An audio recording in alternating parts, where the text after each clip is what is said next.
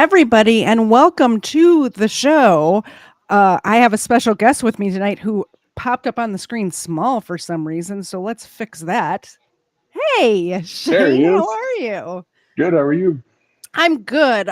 We spoke about 7 months ago, We did. and you had a story. Boy, did you have a story to tell. I'm going to link that interview in the not the chat, the description below. Most of my audience watches after the fact. They're not here right now. So There you I'm go. going to link that, but we're going to go over just a little bit about you Mhm. first. So first, tell us about yourself and about your channel. You are North Georgia Audit, first of all. I am. Like, I you am. don't have a real name. That's just your name.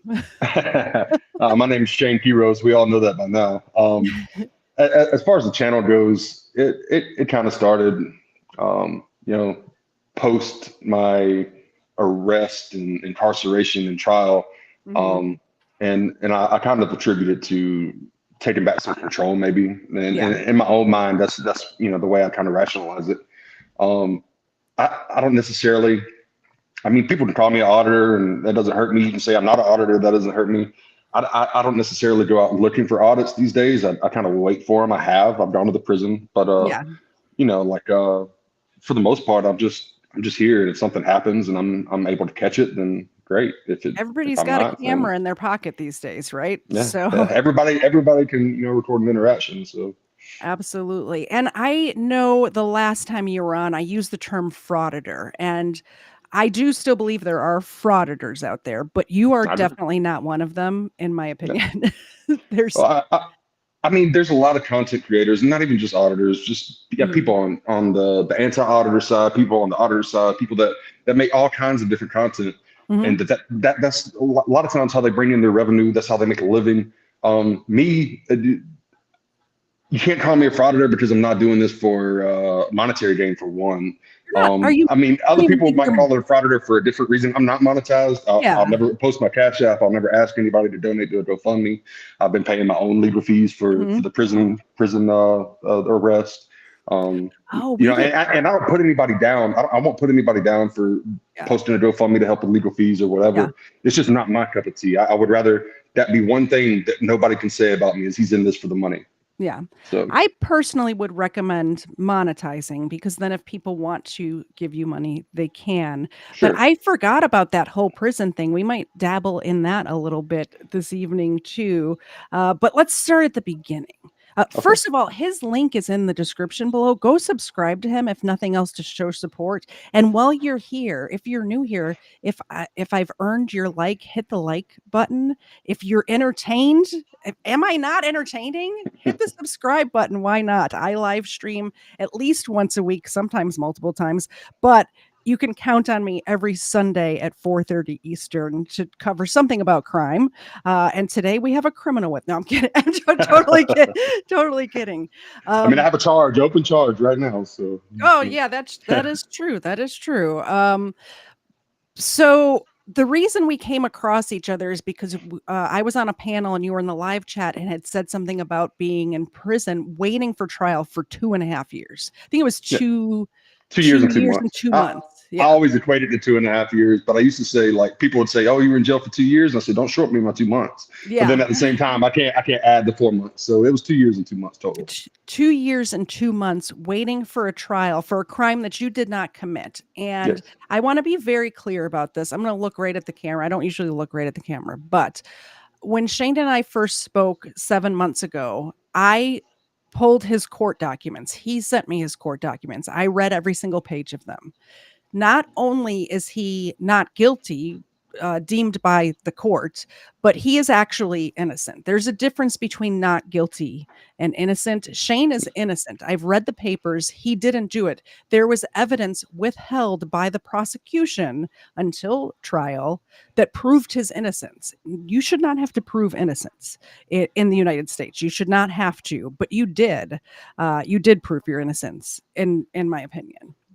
Uh, And another thing that my lawyer tried to talk me out of was taking the stand, but that was mhm. important to me. I did take the stand, and I I'd sat for 26 months Mhm. with just one side of the story, which there was no story. That was the thing that people didn't understand. There Yeah. was no story. It was a fabrication. And I Mhm. sat in jail for 26 months with this fabrication being the only thing that's out there about it. And finally, the vindication to take the stand and to look right at the DA and tell him things that I've been waiting to say for 2 years Yeah. was very vindicating. And I look back on that time with a lot of fondness on that moment that I took the stand and was able to tell my story. And a lot of people who are guilty, I mean, people choose to take the stand and not for many different reasons, but I've seen so many people who just plead their innocence and do. I think it's more likely. I haven't done the numbers on this, guys. I might be like I'm just thinking about all the cases that I've watched where the person actually took the stand in their own defense, and most of the time that they're innocent. They want to yell to the rooftops of their Yeah. innocence, and that's what you did. The Um, reason my lawyer, real quick, the reason my lawyer didn't want me to take the stand was because nothing about my drug history, which was way before these accusations. mhm. I'm sorry about that. Nothing about my drug history, which was way before these accusations. I've been clean for a long time before these accusations. Yeah. None of that was able to come into play unless I took the stand. Oh, Then gotcha. they could call into my character, they could call into my past. But I brought all of that out. I told my lawyer exactly what I told him was, "Have you ever seen 8 Mile?" And he hadn't, but I had to explain it to him when Eminem Mhm. got on stand at the end of the last battle rap. He went Oh, ahead and yeah. laid everything out there. He said everything that the other guy was Yeah. going to say about him. I said, let's do that first. Yep. Let's put all of my BS out there for Mhm. everybody to hear and explain my life, and then let them decide however they decide. And By the way, that's the best scene in the whole movie, and if you have not seen it, just go on YouTube. You can watch just that last rap battle yes, scene. Yeah, I forget the guy's name, but he went to private school and like the whole the whole thing. Um, what I lost my train of thought. Oh, so without going into the details, Shane was accused of forcibly raping and assaulting, like physically, like hitting this person, a 12-year-old. Or was it 12 or 9? 12? she was 12 when it was supposed to take 12. place. Yeah, she was 13 when she made the outcry, and Yeah. 16 when we went to trial. Yeah. So a 12-year-old girl who he had taken in, or your family did, it wasn't just you and this girl or whatever, but Yeah. her parents were kind of not good people. I don't want to talk bad about them, but they were also, or not also, but they were on drugs and didn't have their stuff together. They didn't have their stuff together. They were on drugs, and out of the goodness of your heart, you were helping raise this girl in your home. Well, To an extent, I wouldn't yeah, say we raised her, but we did provide care for her. Like you we were the provided a ones that roof. provided food, the roof over her head, things like that. Her Mhm. mother was basically just non-existent as a parent while they lived Yeah. with us for 3 months. Yeah. Yeah. So, um, after this girl had mental issues and was in a mental health facility, and in my opinion, after reading all the documents, and I always want to let you know when I'm about to say something that's not necessarily facts proven in court, but in my opinion, these mental health people convinced her that she was assaulted, and it was and kept on her and kept on her and kept on her, and then all of a sudden she's like, oh yeah, well, Shane raped me, and then made up this whole story about getting hit in the back of the head, being forcibly raped, in a house with 4 other people, I believe it was 4 or 5 Uh, other adults in the four house. other adults and my daughter. Yes. In a small house. It was a Mhm. small house, and, it just doesn't make any sense. First of all, it wasn't like a giant house to where there's thick wall. It wasn't like an expensive house where there's soundproofing or anything. So, Yeah. a small house, thin walls, nobody heard a Three thing. three of the Nobody like people were supposed to be within 15 feet. Three of the people were Mhm. supposed to be. One of them was on the other side of the wall where it's supposed to happen. Her mom and her mom's boyfriend were basically just kind of across the hall. Yeah. That's she put everybody within 20 feet, and three of them within 15 feet of it taking place, and said that my daughter's mom was awake, like in the living room, Yeah. like we had just come in from outside smoking, is what she said in her statement. And then I So followed her to the room and hit her in the back of the head, and So yeah. when I got to this part of the court papers, like the stack of court papers that I read on this case, I was thinking, this seems a little fishy. It seems like something might be off here, especially with the mental health care workers having to pull it out of her, drag it out of her over the course of days. Yeah. Not only that, the medical exam that happened proved your innocence because this young woman had never had sex before, and that's something that you can tell in young women. So obviously that proves your innocence, and the jury thought so too. The Yeah. system thought so too. Yeah. But that's great, and celebrations for that. But you sat in jail for 2 years and 2 months, waiting for all this to come out when the prosecution had this information from the get-go. They knew this. The exam had been done 2.5 years earlier. They knew So that before they ever talked to me, much less I sat in jail. So, absolutely. and I don't know if I said this the last time that we talked, but Mhm. after I was acquitted, maybe a couple of months after, like I had the names of all my jurors because we picked the jury, we had all their actual Yeah. names. I looked them up on Facebook and I Yeah. sent 4 or 5 of them messages, just basically Say what I thank wanted you. to convey to you. Well, not really. It wasn't a thank you as much as it was I wanted to let them know they made the right decision. Yeah. Like even if they didn't, even if they didn't want to hear from me, and Yeah. 3 of them responded, but I put in the first message. Listen, you may not want to hear from me. I don't know how you feel about the whole situation. Mm-hmm. Basically, thank you for how you made it, the decision you made, but I also want to let you know that you didn't make the wrong decision. You didn't let a bad guy go free. Like you definitely set somebody. And I spoke with the jury foreman on the phone, Oh, and wow. actually, and we had 2 women that were on the jury. One of them had been abused as a child. The other one had had a child that had been abused, and my lawyer wanted to strike them, Mm-hmm. and I didn't. And because the reason I didn't is because I wanted them to be able to look at her story and match theirs to hers. And I knew that we had a DVD. This is the only piece of evidence I don't have left.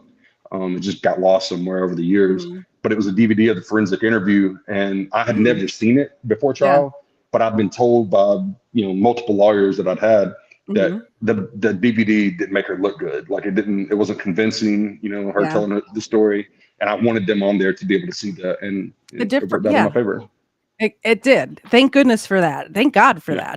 that. But all of this being said, to let the people know why you might have a little ill will towards the system and authority in your town, right?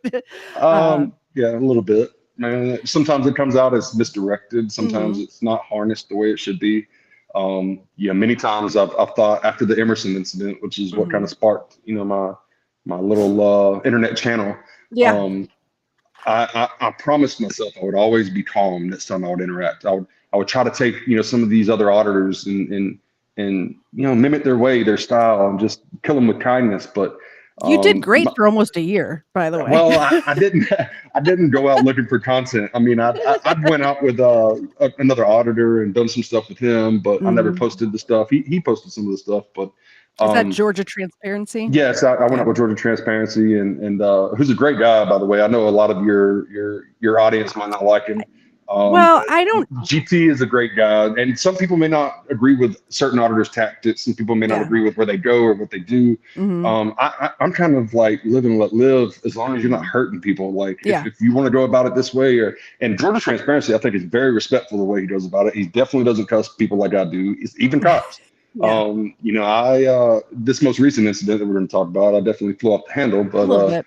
yeah, a little bit. A little bit. A Yeah, I haven't smidge. watched Georgia Transparency's stuff, and I just want everyone to know. And my audience, I see some of your audience here, so I want to let them know. My audience Hi knows guys. me, but I don't. I'm not on. I'm on my own side. I'm not on. There's no sides in my head. I'm on God's side, my family side, my community side. That's it. Like I That's judge each case separately. I'm not sure. going to just um, pick a side because that's my team. I don't have a team. So I think that's why you and I can get along so well, even though Well, even if we don't agree on something, we talk about it. You know it's what I mean? yeah, Instead of just battering each other with horribly malicious words, we just sit down and talk about it. Wouldn't life be boring if everyone thought the exact same thing as you at the same time? Wouldn't that just be boring? I would rather have friends and acquaintances that I can have disagreements with and Sure. talk it out and have something to talk about, right? Right. Um, so before we get into it, I want to let everyone know as well that if you donate at all, like you said, you're not asking for donations. I'm asking for donations. I'm not above that, but Yours is for a great cause, though. I put a lot of work into my channel. So if you donate a super chat or a Rumble rant, we're on several platforms streaming, multi-streaming right now.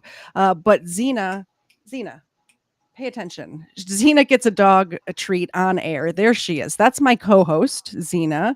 She has the milk bones right here. So if you donate while we're on air, she gets a milk bone, and your name goes into the drawing. And once a month, we draw a name, and you get something from the merch shop, which I will pull up on the screen right now, and we'll tell you about the good cause. So let's do that. Let's get the merch shop up. I need to always plug the merch shop. So right now, at least until the end of the month, and we'll extend it longer if this is going well. But there's several stores in my merch shop. Of course, you can get my merchandise here. Stephen Ignoramus I host a shop for him as well. But this one that says King right here, every single penny of anything that's bought in this collection goes towards onemorechild.org, and they 100% of the profits. I'm not taking anything out for us. This is a collaboration between Frank from the Let's Be Frank channel, Stephen Ignoramus from the Call Me Ignorant channel, and myself. And we designed and created these shirts and coffee mugs for this organization specifically. And what they do is they provide Christ-centered services to vulnerable children and struggling families. This includes trafficked children. This includes families who are down on their luck and need to eat or be housed. It's a great organization. I support them fully, and I hope you will too. And if you don't want one of these t-shirts, I mean, they're pretty awesome t-shirts. I may have designed them, but I think they're awesome. So if you don't want one of these t-shirts or mugs, go to them and donate directly, please. We have a couple that just came in, so we'll do a little dog treats, and then we'll get back into it. But I appreciate the support, and of course, if you buy anything else in the merch shop of my merchandise, I appreciate that too. And it's pretty good stuff. I'm not gonna lie. I have some great stuff in here. You can get all of the normal stuff, the mugs. I have a notebook here that says "Not my How to Get Away with Crimes" notebook, so you can jot all your notes down while you're watching the true crime and figure out how to get away with crimes. Anyway, so thank you very much to Quest Fanning over here on YouTube, as well as Quest Fanning 2 times for Quest Fanning, and Erica on did a Rumble rant. So I appreciate that. I gotta stop saying so much. I thought I had gotten over that, but apparently I didn't. So here's Xena. I gotta take this chat away so you can see her. Thank you very much, Erica and Quest. And let's see what she does here. Do a little shake. Oh, that's a good girl. Do a high five. That's a good girl. Thank you all very much. And we're not going to stop every time somebody donates today. What we will do is at the end of the show, if donations come in, we will go through them at the end of the show, and I will read your chats. So that's from Quest Fanning, and then another one from Quest Fanning. Unfortunately, Erica, I cannot pull yours up right now because it's on Rumble and not on YouTube. So last year, oops, I pressed the wrong button. Of course I did. That's what I do. Why is it doing that? Go off the screen. Okay, there we go. Last year you were driving in your town that you live in, and you flipped off a cop for no reason other than to flip him off, as far as I can tell. When we talked about it, you promised you weren't going to flip off any more cops, and you haven't, as far as I know. Maybe twice in the last year, in Oh, 7 months. Maybe okay. twice. I promise, but I almost held that promise to fruition. But I forgive it, you. It's it fine. was I most. get It was it. actually recent. It was actually recently when I did too, after this incident. Kind of shortly after, Yeah.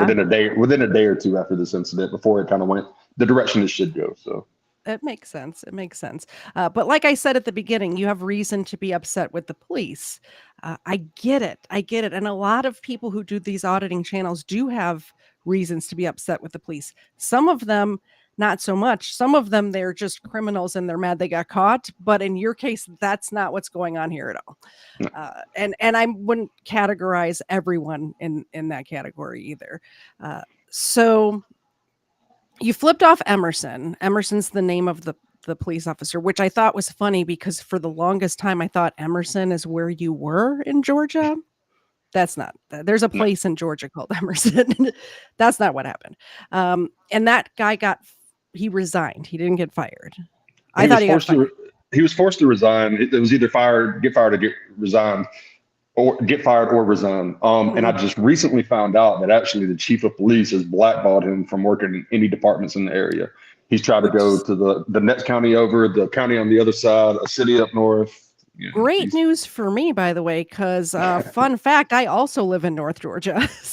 So I'm glad uh, this guy isn't like, patrolling my neighborhood. and I don't Uh, think it's so much for the rights violation and what happened with me as much as it mm, was with they all went through retraining, and I have all the paperwork from where they went through retraining and mhm. his email to the department explaining his side of the story. I think he just didn't like what they had to say, and he rubbed some people the wrong way after the incident. Yeah. And I think that's why he's been blackballed for the most part. Well, and that's good because we don't want bad cops on the force. Yeah. And what we need is good cops to speak up, which a lot of times they do, sometimes they don't.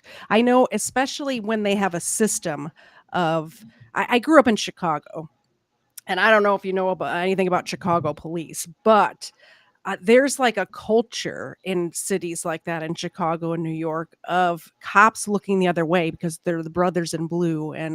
But what happens is then when these cops get caught, it makes all of you guys look bad.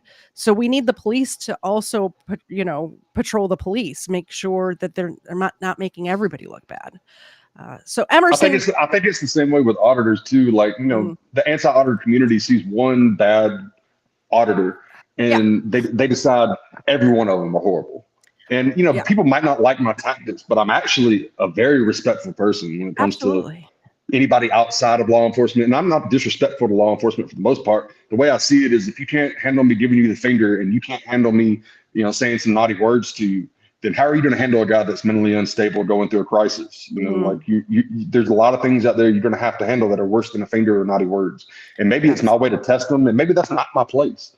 yeah. But at this moment, I felt like it has been my place to, when I have a chance. I don't go out, like I said, I haven't been, bothering Commerce Police Department. I see them all the time. I Mhm, live downtown. I can yeah, walk out my front door and I'm on the main drag, yeah. and I see them all the time. I haven't harassed them. This is just kind of, it came up. Well, and honestly, I think I would rather have somebody like I don't mind auditors. I really don't. What I mind is people who go out and create the news story for themselves, go into libraries. And I saw one the other day. I was on Fraud or Folly's Saturday show with him, and he showed a video where these two were in a library just basically harassing people. And it's my right to film here. Well, people are there with their families. They just want to be left alone. And then they see one person say, "Hey, please don't film me." And then they zoom in on those people and just to get a reaction. Yeah. That's what I don't like. That's not what you do at all. So that's why I say there's a difference. Yeah. Um so Emerson happened, he resigns, and then do you want to go through just the beginning? I'm going to show this video in a second, but you're sitting on a bench with your wife. Yeah. So, like I said, for the last it's been a little over 8 or 9 months since the Emerson Mm, incident. That was mhm, July 4th, actually, last year. mm, Um, I haven't had any contact with any of the police department. I haven't been flipping them off. I haven't gone to any of their traffic stops. I've seen them sitting on the side of the road running traffic while I'm out for my yeah, walk. And normally I wave at them and pass right by. yeah. Like, Well, Yeah. So also, if you see that, it doesn't hurt to film them, but from across the street instead of yeah. getting up in their face like kinda Chili does sometimes, where he just gets in their face and disrupts their job. But, I think that it's actual journalism if you're standing across the street filming what's happening, you know what I mean? Like, Well, that's actual journalism. I have that Chile side of me now. Whether somebody agrees with Chile or whether I agree with Chile or Mhm, not is a whole different story. I mhm. do have that Chile, The what you urge? speak of, and that to want to get in their face, to want Yeah, to push the boundaries with police officers, because that's really mhm, where any content that you see me post is 99% of it going to be police related. It's yeah, going to be me maybe testing the boundaries, or me, you know, throwing out some free speech to see what happens, or a mhm, finger, or whatever the case may be. I haven't been flipping cops off other than the 2 times, but this situation that happened, so we walk around the downtown area, especially mhm, I'm off Tuesday through Friday, and Tuesday through Friday nights in the evenings, mhm. right before sundown, we like to go out. Sometimes I go by myself, sometimes she Yeah, comes with me. This evening we both went. We were sitting on the park bench. I don't think we walked for long, but there's the main road that's in front of the park bench, and then right behind us is the road that we live on, and it mhm, comes out to a stop sign right beside the park bench that yeah, connects to the main road. And we saw the cop come down the main road in front of us, and then he made the turn onto the road behind us, and I knew he had to come right beside us to go where he was yeah, going. And he had his window down. I saw it when he passed in front of us. Once he got to the stop sign, I mean, we both kind of looked at each other, and he was Emerson's backup on that call. And if you go back on my page and you listen to the body cam footage from his perspective, he actually, I didn't hear it at the time, but he threatened to take me to jail when I got out of the car after Emerson gave me the ticket, and I was flipping them all off saying, "Get the fuck out of here. I'm sorry, mhm. trust on your channel. Get out of here. You're dismissed." Sorry about Uh, the language, guys. I I can't apologize. control him. I I've been can't trying to curb it. I'm trying to curb it, especially here. Um, but I really don't mind if people curse. I just don't, I I try understand. not to. I actually I'm I trying to do it dropped for you. I dropped an F-bomb before we went live, and Shane's like, "I've never heard you swear before." It surprised me. But if you go back and you see that body cam footage from Og, the one that had this incident with this most recent incident, Yeah, we're gonna watch it here in a sec, yeah. the body cam footage from the Emerson incident, he threatens to take me to jail for standing there telling him, because Emerson says, "Don't do anything to go to jail." And I said, "I'm not going to jail." And Og says, "You're about to," in his body cam, but I didn't hear it at the time. Then he also says, "I'm just an idiot," when he got back in his car and all this other stuff I didn't hear, and then cuts his body cam off. So that's, Mhm, if that had never happened, I would have never called him an F stick when he pulled up to the. And he says mhm. that I screamed out, "What's up, F stick?" But Yeah, that's not what happened. It doesn't matter if that's what I said. Even if that's what I said, this whole incident is the same as it is now. But what I absolutely. said was, just for the sake of the truth, uh, "Hey, honey, there goes F stick." Yeah. And I said it loud enough where he And could you hear were it, of not talking course. to him, you were talking No, to your talking to her wife. loud enough where he could hear it. Yeah.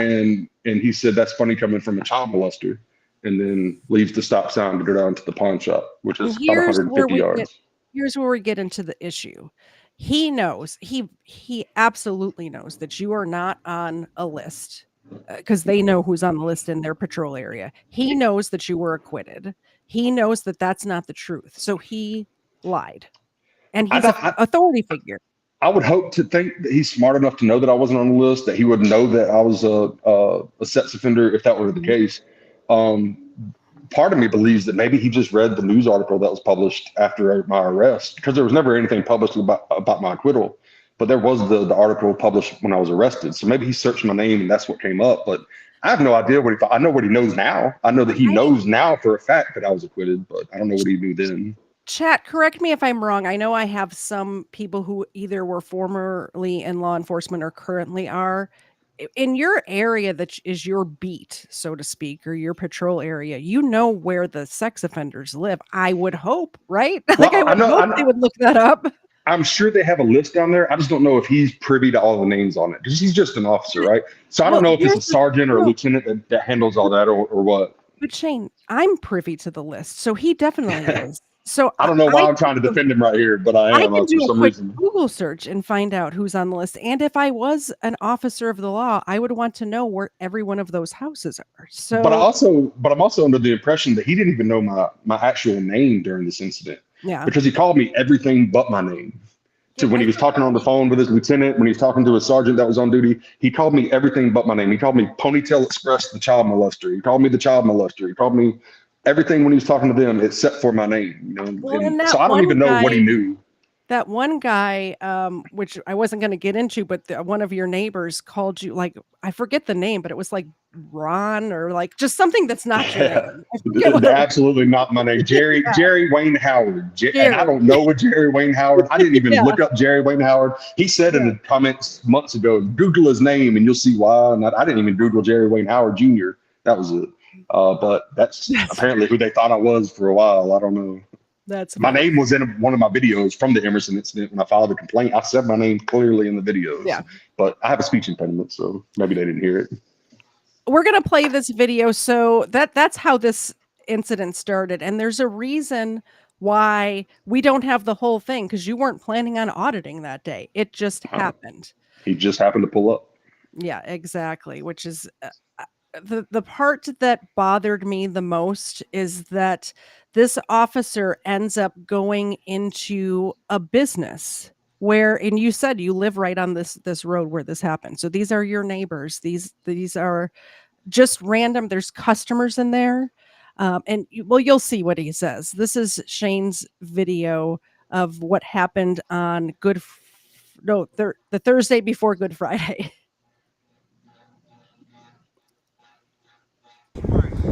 What'd you call me? Like I said, I don't talk to child molesters. Thank you. You realize I was You make acquitted a of all CT, I'm charges? gonna have you CTW. Don't do it. I'm gonna have you CTW. I don't give a fuck going there, dude. One, it's illegal for you to go in there. Let me know if you want me to pause it, if you want to say anything. Just I'm I think we just let it. I think we just let it play. Yeah. Okay. And solicit a trespass. I don't give a fuck. No, it's not.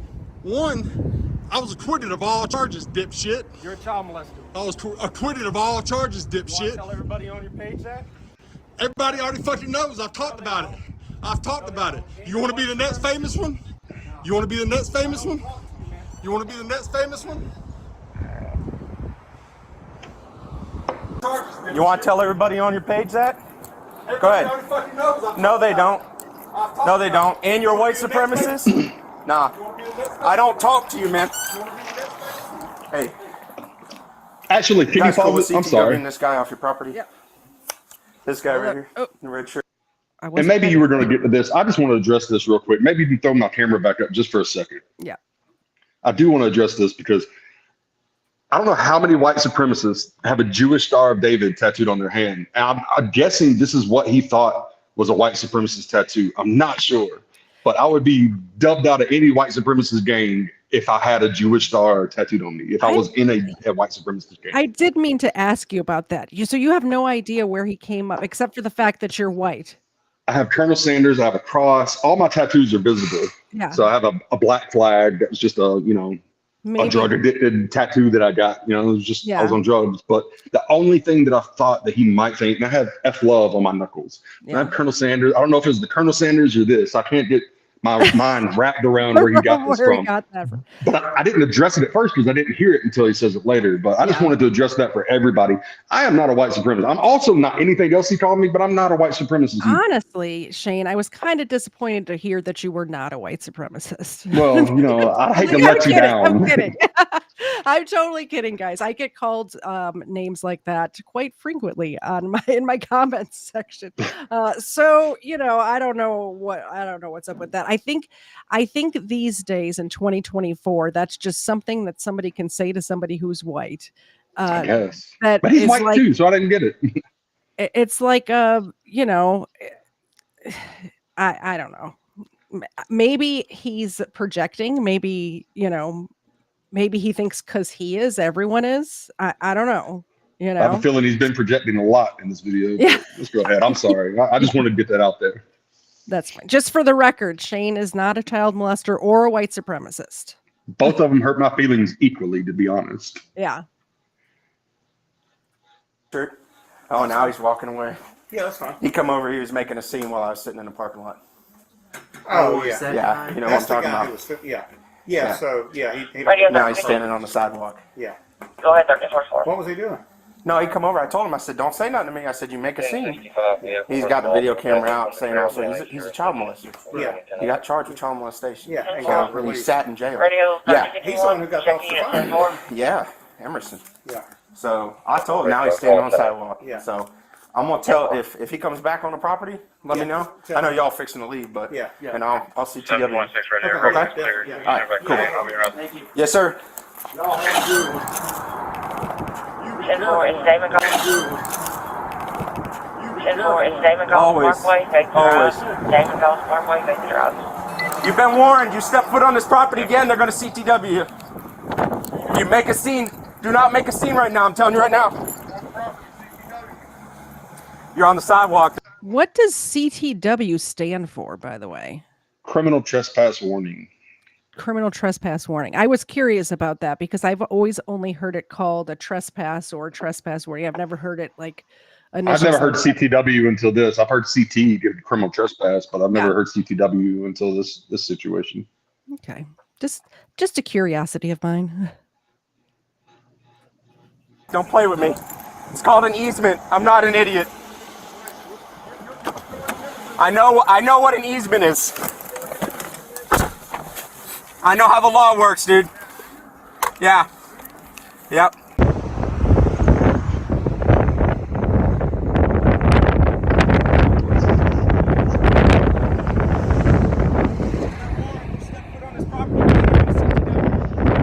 Beat up. I'm on the property. CTW me. CTW me. Yeah, you'll be the next one to get a complaint. We'll see. You'll be joining Emerson wherever the fuck he went to. You'll be joining Emerson wherever the fuck he is. Yeah, do you? Do you? Why don't you pull up the final disposition on my charges, dipshit? Why don't you pull up the final disposition on my charges, dipshit? A white supremacist? A white supremacist? Where the fuck did you get that from? Yeah, you're done. You're definitely done. You'll be the next one with a fucking complaint, and you'll be the third Commerce Police Department out of here in 6 months. Is that right? Is that right? Do you know anything about the case? Did you? Yeah, they charged me from the. He obviously does not know anything about this case. No, not at all. Like it's crazy. No reason, dipshit. That's why I don't. Is there a red dot on my house? Is there a red dot on my house, dipshit? Yeah, you're talking, dipshit. You're talking, dipshit.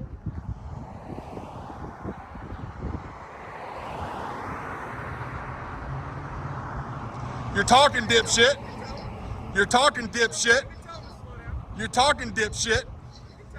You're talking, dipshit. You'll be joining fucking Emerson here soon. Yeah. I'm gonna tell you right now, if you curse and there's a juvenile out here, I'm taking you to jail. That's not how fucking disorderly conduct works. That's not how disorderly conduct works. You can tell. It's okay. You can tell him. That's okay. You can tell him to slow down. Were You can tell him to slow down. It's okay.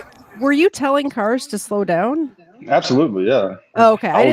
I was giving them the whole slow down, the big wave. Yeah, I didn't know if that was true or not, or if he was just making it up. But I mean, I do the same thing. If I'm driving and I see a cop hiding out, I'll flash my lights to let people know, like, you know. That's your freedom. No. I'm gonna tell you right now, if you curse and there's a juvenile out here, I'm taking you to jail. Don't do it. Don't do it. That's disorderly conduct. Yes, it is. Yes, it is. 100%. 100%. 100%. We're all adults out here, unfortunately. Nah, no, I'm not the moron, dude. No, I'm not.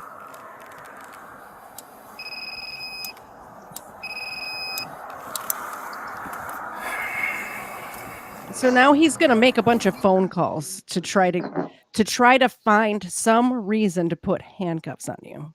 Yeah. Like, it's really ridiculous. This part right here really got me. He's like, what can I do to get this guy? Which is I say to basically him, what Emerson did too. essentially, I say to him later, you want to arrest me so bad, don't you? Mhm. And he says, no, I don't. And then he calls his chief or his lieutenant and asks him, when can I draw the line on this guy to arrest Exactly. him, immediately after that. He was looking for any reason at all.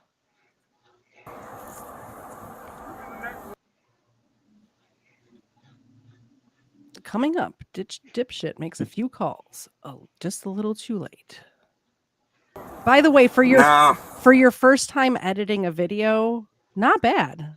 Not bad. Throw a little music on underneath when it goes quiet, and it'd be like a perfect video. Just have to figure out how to do that, right? Yeah, I don't know how to edit either. I get it. I'm actually going to practice editing with something you asked me to do, so we'll see how that turns out. Nice. No, I've been doing it long enough. I'm not worried about you. I'm not talking to you. I'm not talking to you. Leave me alone.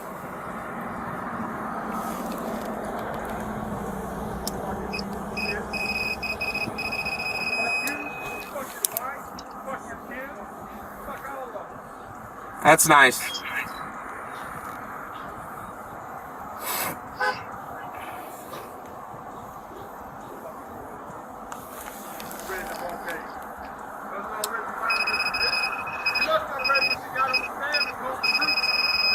Yeah, okay.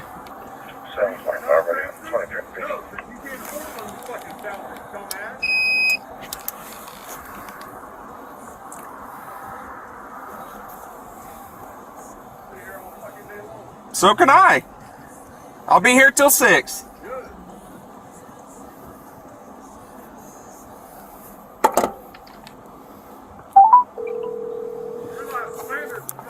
It's not slander. Try again. No. No. It is. No. It is. And it may not have been if he was just talking to you, but the minute he went inside of that store, that is messed up. If he would have said it, slanderous. if he would have said it just to me, it would have stayed in the parking lot. I could have filed a complaint on him, and he probably would have got reprimanded, and that's about it for just being discourteous to the public or whatever they wanted to hit him with. He wouldn't have gotten fired, and to my knowledge, at this moment, he hasn't been fired. But I fully expect by the end of by Friday, I will know that this man has lost his job, because I don't think they're going to allow this to happen. But once you convey that to a third party, that's slander. Absolutely. And it wasn't just like the business owner pulled him aside and whispered in his ear. It was a store full of customers. There was other workers there. It's the definition of slander. Yes. No. Hello? Hey, bro, go ahead and make your way on over here just in case this guy does something stupid. He's out here making a scene. Okay. I mean, what's he doing? He's just standing out on the sidewalk acting a fool. Who's he talking to? He's yelling at me. Oh. I mean, all right, I'll come out, man. Because for whatever reason, he doesn't think he's a child molester anymore. Oh, okay. So. That's fine. Never was, dude. Never was. What? He doesn't. That's why I think that's the statement that made me think that he really thought I was convicted at some point. Like that's what made me think that he really thought. And what hurt me the most was apparently this is how I've been referred to for months in this department, because nobody calls me by a name. Nobody says Shane. Nobody says Mr. Keyros. Nobody says anything. They all, when he tells his lieutenant, Mr. Ponytail Express, the child molester, like he knew who he was talking about. Yeah, true. That's scary.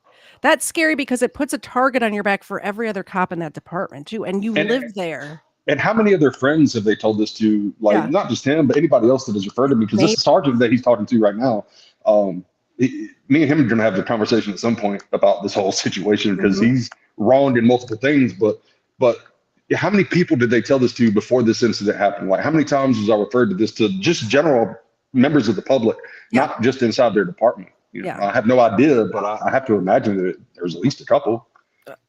Dozens probably, I don't know how big how big the department is, but I imagine every single person who works in that building. Is there more than one police station in Commerce? Is it a large? No, there's just one station. There's one station, but there's a decent number of Yeah. police officers for the amount of citizens. And all of those people have families and neighbors. Like each person that works there went home and told their significant other was at a barbecue possibly and said, Yeah. "Hey, I had to run in with Mr. Ponytail child molester." You know what I mean? So, and probably told anybody who they knew who had children, "Hey, keep them away from that guy because A, B, and C," which is just, it's just wrong. Yeah. Okay, let me tell them because they actually are going to. Give me just a second. Hang on. Are you with your wife? No, I'm with Megan and them.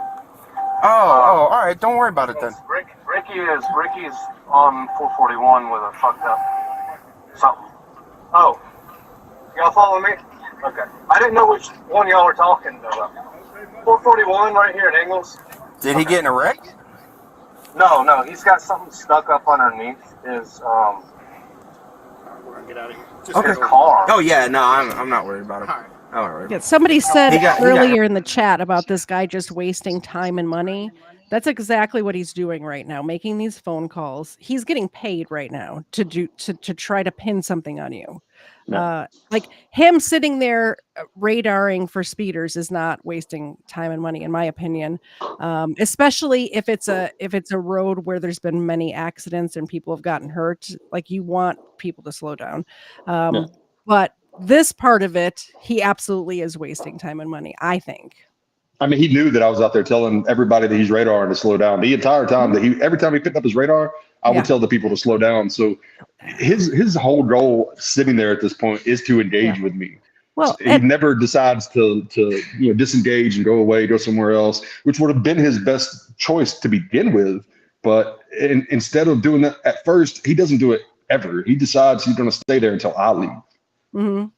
Yeah, exactly. And you can see him dig his heels in, like, oh, I shouldn't have to leave. Like, it's just, whose balls are bigger at this point, Emerson fired because Emerson gave him a ticket for something that he didn't do. So I'm not worried about him. But, all right, man. I'll see you later. Hey, if you need me though, I'm just taking them to them, and then I'll come over there to you. Nah, bro. You're totally fine. You're totally fine. Because if he's disorderly. I already told him. I already told him. I said he could stand out there and yell and scream all he wants, but once there's juveniles involved, I said I'll take him to jail for disorderly. And for whatever reason, he seems to think he seems to think that he can stand out here and curse and scream and yell. Yeah, because we live in America. You can stand outside and now we're gonna talk a little bit later about the cursing, Shane, but. You can stand out on the street corner and yell. You're allowed to do that.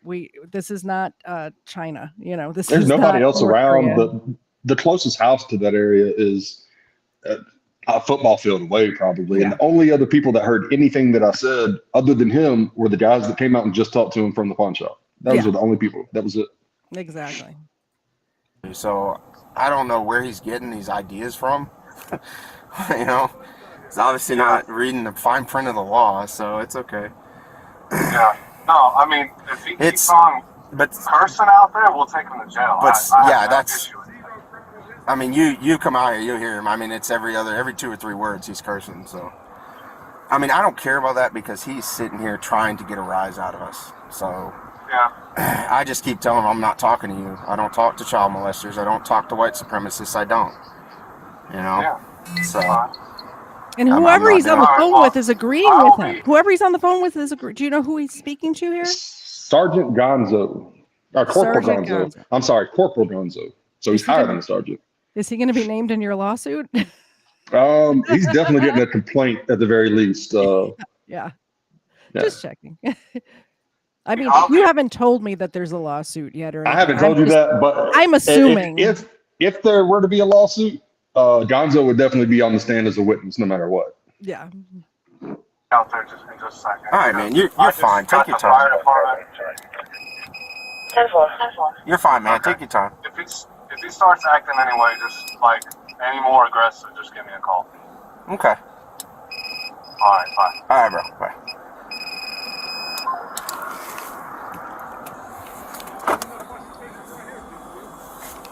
That's fine.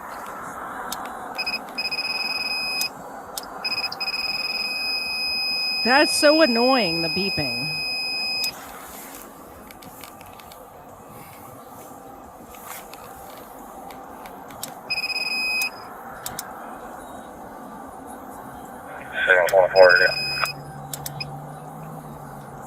Radio 725. 724, go ahead with your traffic.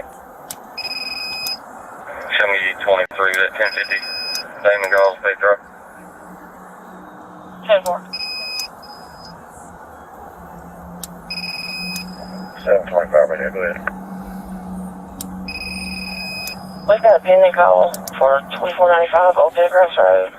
2495 Old Pendergrass Road. It's the Jefferson Rec Department. It's a dispute. There's a father that is there causing problems. He's pissing in front of the children. The mother asks for police. I wanted to pause it here for one reason. We just heard a call come in for a domestic dispute, and he'd rather sit there and harass you than go to a domestic dispute, which sounded like there was not only a woman there, but also A children child. in Yeah. danger. Mm. And he'd rather sit there. Why should he? You'll hear him say, why should I have to move? Because there's a domestic dispute, buddy. And even if somebody else is answering that call, domestics are one of the most dangerous situations that They police need backup. put themselves in. They need backup. Yeah, exactly. I just wanted to point that out because all of these things, I watched this video probably 3 or 4 times by now, but that's the first time through is what I thought, like, why are you sitting there? You just got a call. That's the most dangerous situation that a police officer can be in. Why aren't you helping? Wasting time and money.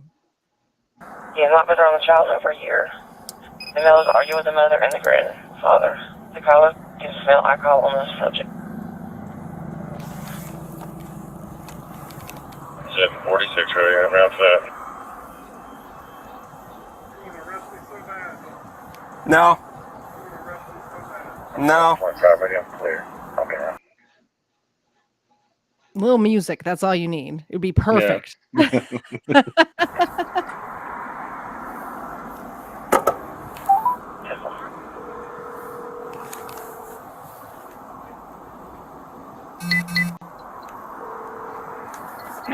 Hey, sir. Hey, I'm really sorry to bother you at home, but Who is he bothering at home? Who is this? The chief?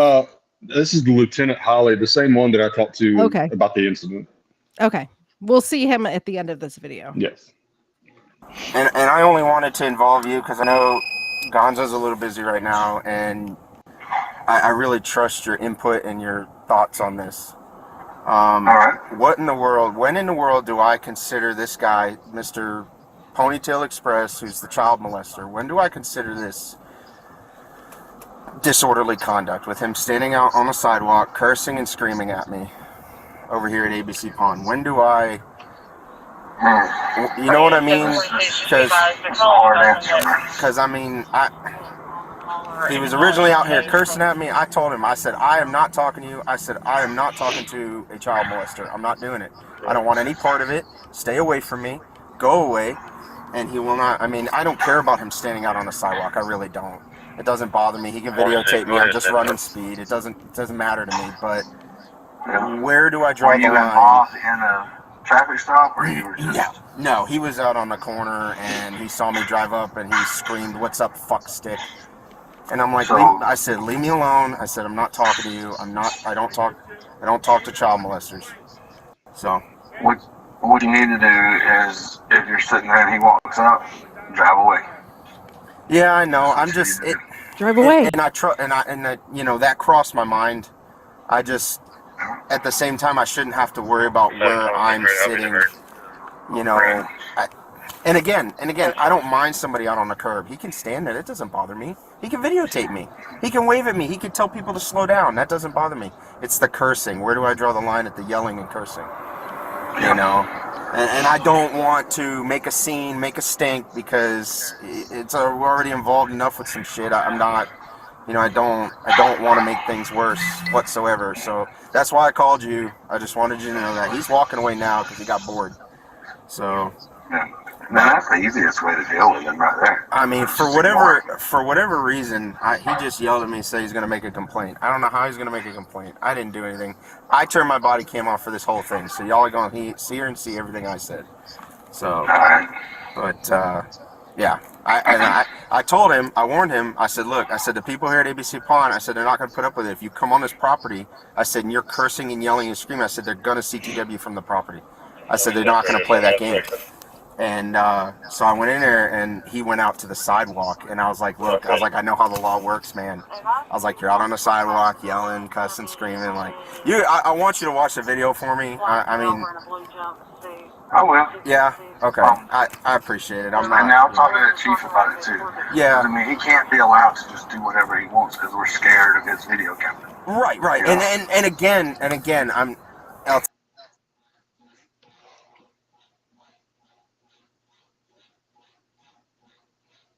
I can't hear you if you can hear me.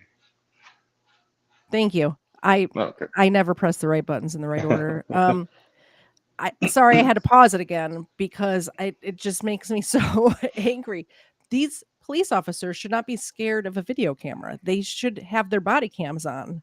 So why would your video camera scare them? He's like, we can't leave because we're scared of a video camera. Why would you be unless you're doing something wrong? But what the lieutenant and me and him kind of have an understanding at this point. You know, we have I have a respect for him. I would hope that he has at least a mutual respect for me. He was misled in this phone call, and me and him talked actually off camera. You know, my wife and I went up there one day, and he wanted to. Well, I actually told him, I was like, you know, I don't remember if I went in there without the camera or I told him when I talked, because he called me, he wanted to see my entire bit of footage, and I had no problems with that because I didn't put everything that I had in here, because it was just, you could basically hear most of what I'm saying, and it was just insults for the most part. I never threatened him or anything like that, and I went up there to let him look at it, and you know, I told him, I was like, you know, just between us, y'all are all wrong. And he said, look, my conversation with him was just hearing what he had to say. He said, I thought you had just walked up to him and were just harassing him to an extent. I said, even if I was, that would, you know, I'm allowed to go out there and say whatever I want to him, as long as it's not fighting words. Whether I'm right or wrong, I'm allowed to. And he agreed with me, but he said that had he known the extent of the incident, and known how it started and exactly what happened inside the pawn shop, he said he would have handled this conversation in an entirely different way. And he had said that, you know, he's going to talk to the chief about it because I can't just be allowed to do whatever I want because they're scared of my video camera. And to an extent, if you're going to have to talk to the chief about it and talk to your officers about it and tell them exactly what you told him, if they come up to you, roll your window up, leave, go somewhere else. And when he tells him that the first time, just a minute ago, you hear him, he almost says, I tried. Then he says, I thought about that. And I think he was going to say, I tried to do that, then realized that his body cam might be running and it doesn't show him at all trying to disengage with me. Yeah, exactly. But you know, like I think the chief, if he had the whole story then and known exactly what happened, he probably would have said things differently on this phone call. Well, also, I mean, the lieutenant, not the chief. I'm sorry. I noticed that as soon as he stopped engaging with you, you stopped engaging with him. You stopped. I didn't know he was on the phone with anybody either. Yeah. You know, I eventually said, enjoy the complaint, a-hole, and then walked away. Yeah, exactly. See, I'm not scared whatsoever. I just want to make sure that whatever, if I were to take any action, that it's 110% going to be at the letter of the law. I do not want to go above or beyond anything. That's why I told him, I said, leave me alone. I said, I do not want to talk to you. He didn't say, because there's things that he's done and things that he is. He didn't say, like, he didn't do any of that stuff. He did not. Yeah. He yelled back at you is what he did. Yes. I don't want no part of whether or not I'm a cop. Like, he's got white supremacist tattoos, you know, all those charges he got. I got kids in my life. I don't need that. I got nieces. No. Go get the fuck away from me. I don't want no part of it. So, but he left. I just wanted your word, your opinion. Kind of gave me someone to talk to till he walked away. For now, just ignore him. right. and leave, go somewhere else or whatever, and I'll talk to the chief and we'll watch the video. We'll make a plan. Okay. Because, I mean, he can't be allowed to just do whatever he wants to. Okay. I mean, you guys are going to see on the video, I mean, it was continuous just cursing and yelling and, I mean, F this and F that, you bitch this, and I just didn't know where to say, hey, that's enough. 4830. That's disorderly conduct. And that's a hard, it's a hard line to draw, too. Of course.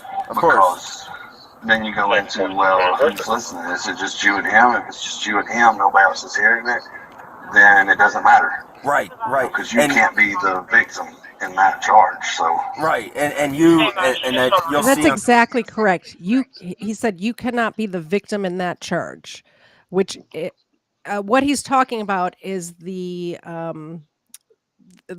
swear, like the what's the word I'm looking for?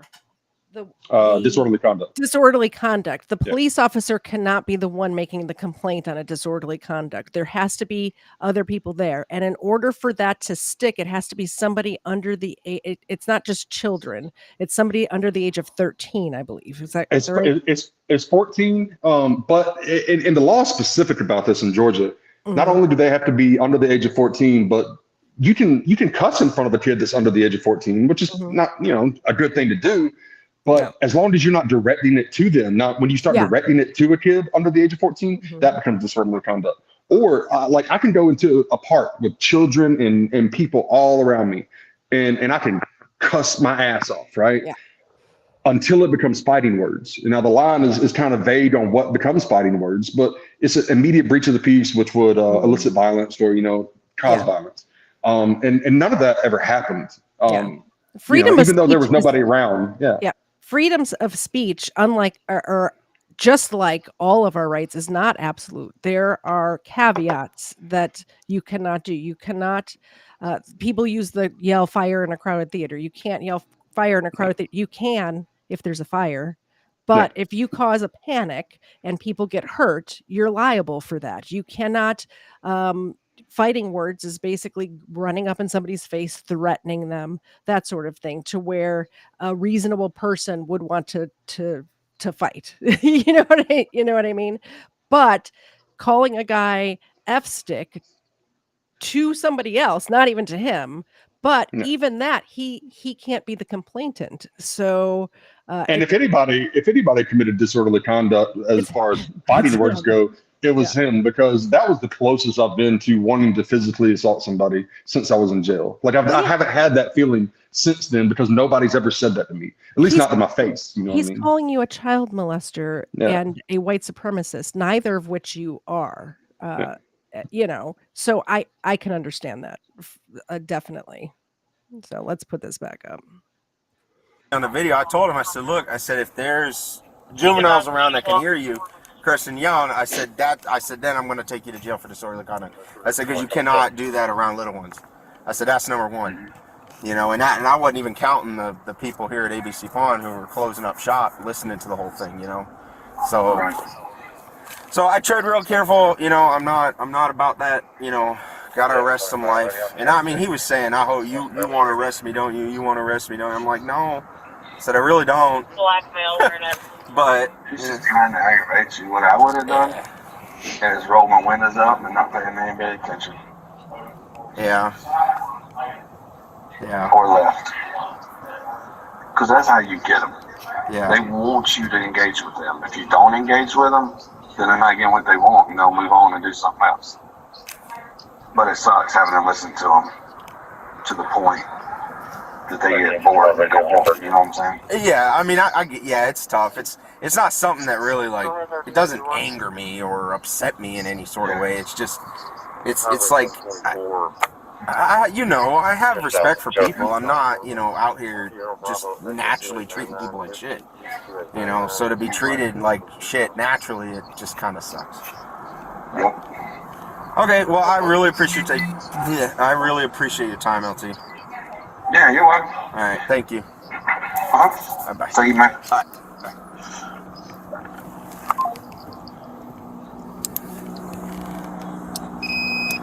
Radio units in Jefferson Wreck. The caller's advising that she's walking toward your vehicle, so she sees some. 10-4. Please him.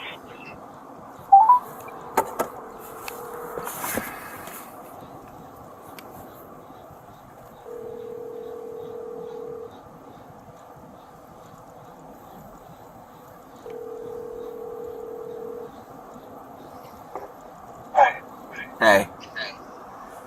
He's still out there? No, he walked away. I'm not gonna lie to you, bro. I knew you were busy, and I said fuck it, cause I want to know their standpoint on it, and I called LT. So What did he say? he was like, you're good. He's like, just he goes, you know, he said next time, he said it's just better off just roll your windows up and drive away. I said, and that was I said that's the first thing. I said that's the first thing that came to my mind was to just leave. I said, but at the same time, I should not have to vacate where I'm at, where I am sitting. Just digging, because I have digging his heels in for the point of digging his heels in is what he's doing right now. And I found it interesting that the corporal said, wow, whenever he told him what the lieutenant said. Like, why don't you agree with that, corporal? You're a supervisor. Why you should be telling him the same thing. Drive away from the situation. Exactly. But he didn't. Yeah. And he also told me, he said, look, he said, he can't run around and just do whatever he wants to do.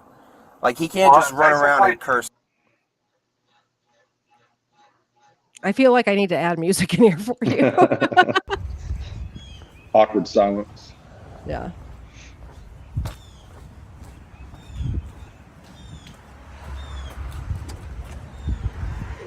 Morning. About that. No worries. How you doing? Knowing it was you, I'd have stopped my heart. Yes, sir. How you doing? I'm all right. So, have you had a chance to look at the body cam? I have. It doesn't look good. It doesn't We're look doing good. an investigation. So, can you tell me if he went in there and said the same thing to them? Did he go in there and call me a child molester to them? The video looks horrible. Okay. And we're doing an investigation. Go ahead and actually fill out the I got the forms. I'm going to fill those Get out. them back to me. But like I said, I'm not waiting until I get the forms to start an investigation. That's already started. Yes, sir. Here's my issue, and I want you and everybody else that sees this to know. I'm not anti-police. I'm not anti-cop. Bad policing landed me in jail for 2.5 years facing a life sentence for a crime I didn't commit. And bad policing also hid evidence of that crime until the trial. That's what got me acquitted after 15 minutes of jury deliberations. I'm not anti-police. I'm anti-bad policing. And I'm anti-guys that can't control their emotions. If you can't control your emotions, you shouldn't be out here. And they just went through training last year over the Emerson incident. And obviously it didn't stick for at least him. You know what I mean? A couple other officers, great job ignoring me. Perfect job ignoring me. That's what they're supposed to do. But, you know, we definitely have an issue with this one. So we're going to do the investigation, see if policy violations, whatever, occurred, and then we'll go from there. But you know, if he said that inside the ABC pawn shop, said that to them, that's a whole different bag of issues. Yes, That's defamation and slander. So I understand. Yeah, I appreciate you getting on it, and I'll go ahead and get those put out. I might turn it back in this afternoon just so you have everything at your disposal, and you know we'll talk about it when we talk about it. Okay. Thank you, sir. Yes, sir. Have a good day. You have a good one. And that's it. So just so everyone knows, I did reach out to the Commerce Police Department and I emailed Holly, which is the one who was just speaking, who seemed like he had a level head, by the way. I emailed the chief of police and I emailed just their general info at Commerce, Georgia, whatever the thing is. And they have not gotten back to me. It was, I emailed them, I think it was a week ago. Whatever day I asked, I talked to you that day, like 4 or 5 days ago, probably. And then I emailed them again this morning and I have not heard back from them. So I did ask them for comment. They didn't. And I understand if they don't want to comment on an active investigation, but I asked them about Emerson as well. And they just didn't respond. So I'm a journalist. Look at that. Somebody was saying that only that random people can't be journalists. Yes, they can. Anybody who is covering a news story can be a journalist.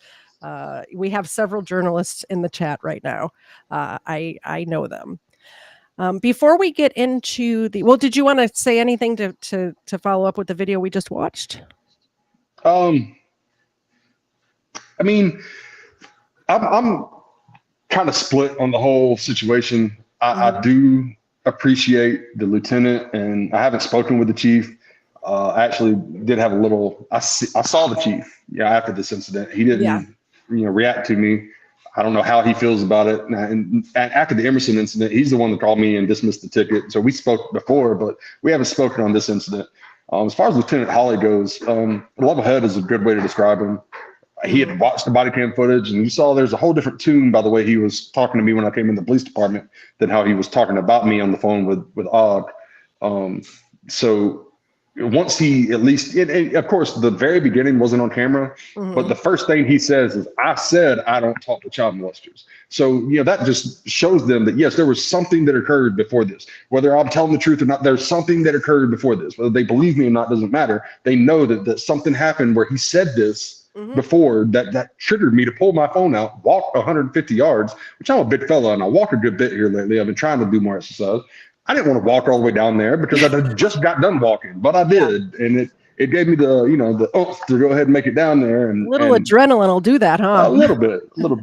But I'm there's certain things I can and can't say at this point, but I'm glad that they moved. I'm glad they moved the way they did to go ahead and investigate the situation. And it was nice to see that they had already started the investigation. It seems like before you even filed the complaint or asked for the video and all that stuff. So. I work Saturday, Sundays, and Mondays. I called him on Monday, so I went in on Good Friday, but they were closed.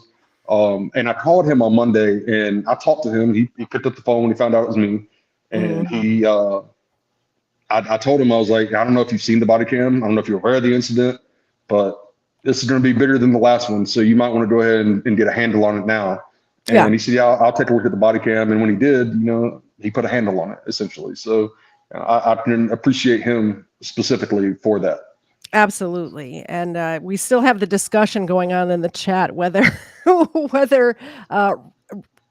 citizens can be journalists. And I can't see the chat at this point, so I don't know what they're talking about. But I haven't read. Why couldn't a citizen be a journalist? I have to hear this reasoning. I haven't read all of the chats, but just from what I see, I can't wait to go back and watch the replay and watch the whole chat. I can actually throw the chat up on the screen so you can see it from now on. But I do want to say something about somebody that I saw here earlier, and I kind of gave him his flowers in a community post.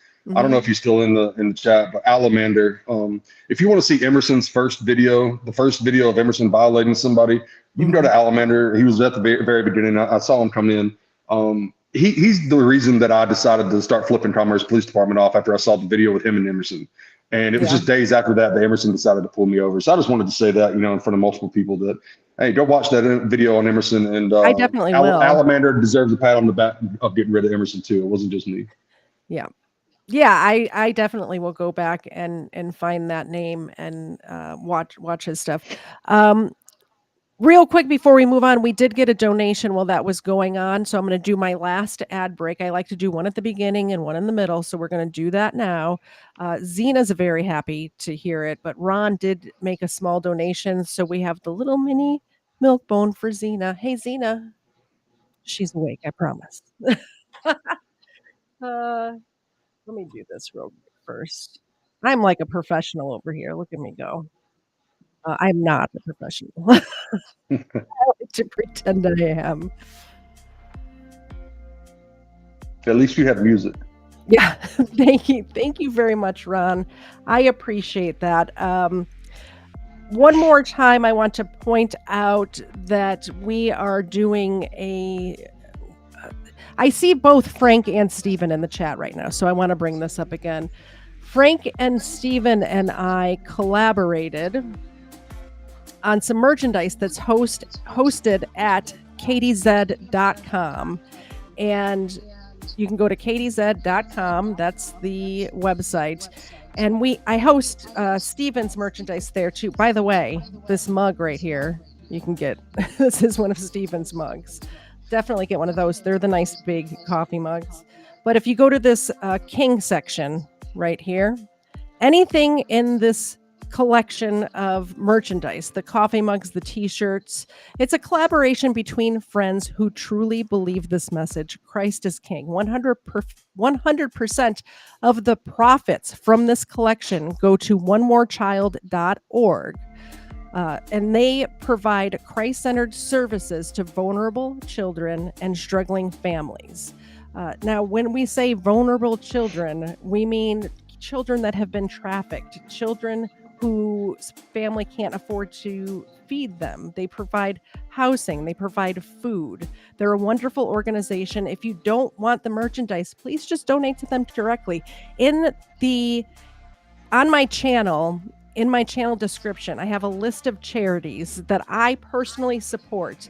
And I'm not asking you to send me money. I'm asking you to do good with what you have and what you can afford to give away. And there's plenty of good places that do great work for other humans on this planet. So just think about it. Consider it. That's all I'm asking. Consider it. So yeah, I was special thanks to Stephen Ignoramus. The Daily Ignoramus is one of his channels. The other one is Call Me Ignorant. And Frank, who was also, I saw in the chat, his channel is called Let's Be Frank. One more donation just came in. Let me pop this out so I can show it. Pop out chat. Oh, I can't do it right now, I don't think. Sorry. The way I have this set up when I have a guest on, I cannot share it. But over on Rumble, Quest Fanning did do a Rumble rant for $9.99. Did you say anything in your Rumble rant? Let's see what it says. It says for Xena. For Xena, hashtag Christ is King. Thank you very much, Quest. This is for the Xena. Let's put these over here. And why does it do that? There we go. Xena, do a high five. Thank you. She's my co-host most of the time. I do most of the heavy lifting, but she does bring in the big bucks. So I appreciate her being here. I think that's the end of the ad. Yeah, go to katiez.com, the Christ is King collection. There's t-shirts, there's different designs. We designed these ourselves. On the back it says every knee will bow, every tongue will confess. And that's Philippians 2:10 and 11. And it's a pretty cool design if you ask me. All right. So, well, I'm hearing an echo from somewhere. I don't know where that's coming from. It's distracting. But so if I oh, that's exactly what it is. It got louder when you did that. That's okay. Yeah, that's okay. I'll get over it. What was I going to say? Oh, so after this happened, they started an internal investigation, which is great because we can't have cops out on the beat that are doing this sort of stuff, spreading slanderous lies about people. I understand that you think he was confused. But even if he was correct, you can't be going around telling people that, right? Let's say his accusations about me were true, just for the sake of argument. So if they were true, obviously I've done my time, I'm out of jail. If that's what he thinks, that I did my time and now I'm out of jail. Yeah. You're saying you're not going to protect the public at this point, no matter what. Even if he thinks I was just accused, he's saying that he's not going to. I don't talk to people that are accused of what you were accused of. So therefore you don't get my services while I'm on duty. Yeah. And no matter, I've seen some of the debate that was going on for a while. No matter whether you call me an auditor, a frauder, you like what I do, you don't like what I do. This is going to be number 2. This is going to be the second cop in 8 months that I've helped to put out the door along with their help. Yeah. So you can say what you want about me or say what you want about people that do what we do, but I'm out here just taking change as it comes and trying to help it along. And I'm proud of that. So I am proud of you as well, except for your tactics, man. We talked about this last time. I was saying earlier that if you're filming from across the street, if you catch a cop doing something bad and you're filming it, that you are a journalist. People in the chat disagree with me right now. People that are on my side, by the way, I don't have a side. I take each individual situation and judge it independently. So if you don't like that, I'm sorry, I'm not on anybody's team. But there's plenty of First Amendment auditors that do that. They don't go out looking for trouble, but when they see a police stop, News Now Enemy is in the chat. I've seen his videos doing that, where he stands off to the side and he will film.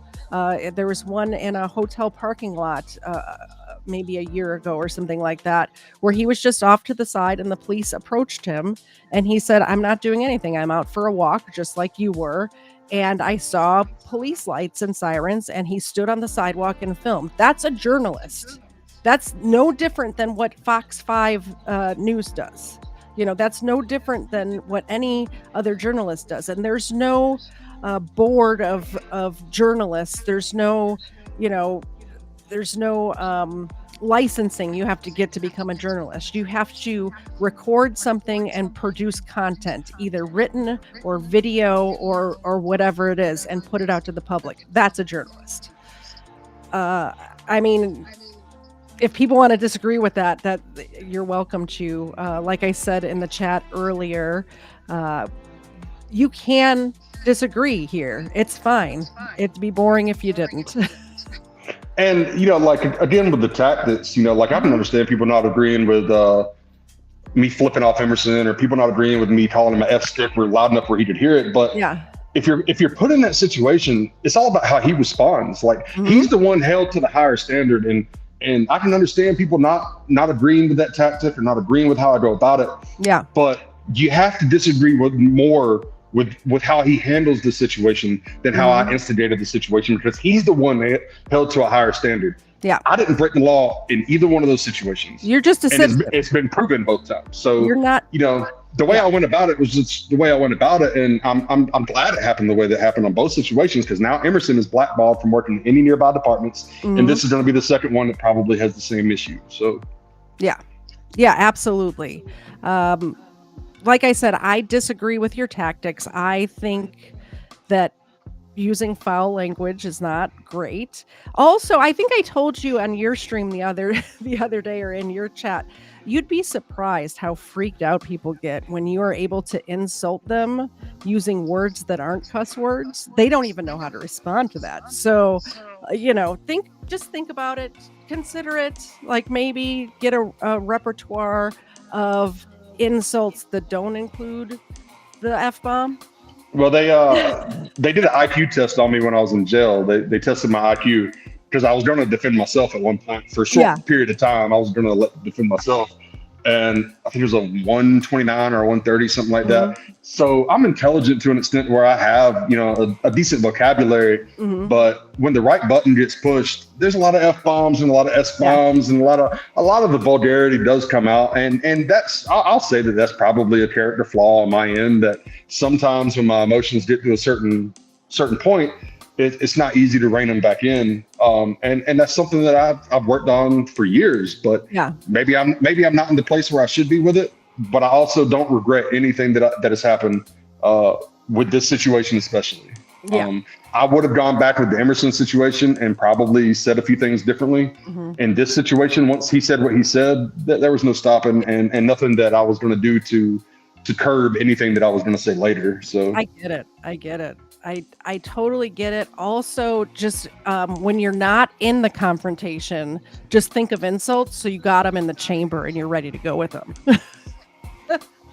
And there's plenty of insults for police officers. There's plenty that will just get them right here in the heart and you can twist. You know what I mean?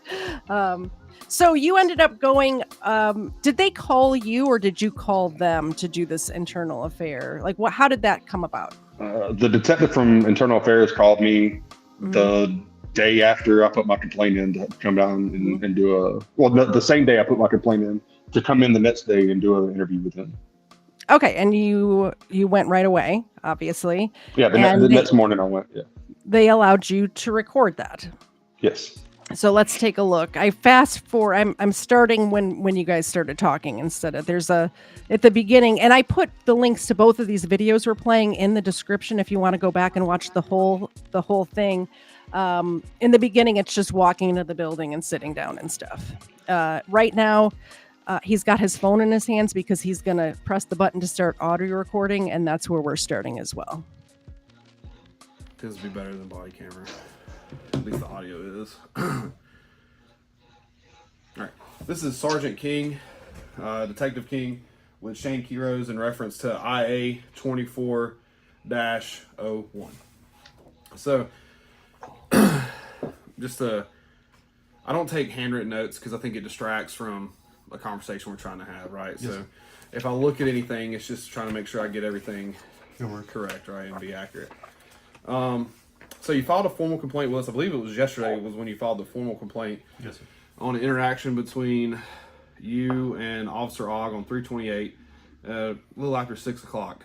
So kind of tell me about that interaction. Of course, we have body cam, so Sure. I can see his perspective of most of it. Well, what's not on camera is the very beginning. Yes, and that's what I want you to touch on.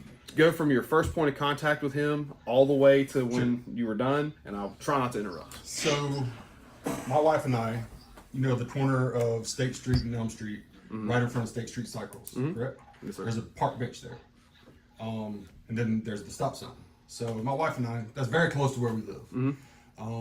We tend to walk around that area a lot, and we like to sit on that bench and watch traffic, talk, or whatever. And we seen him coming down in front of Slice, and he made the turn over. I forget what the name of that road is in between there. But then he come down State Street, and I guess the bench is maybe 10 to 15 feet from the stop sign.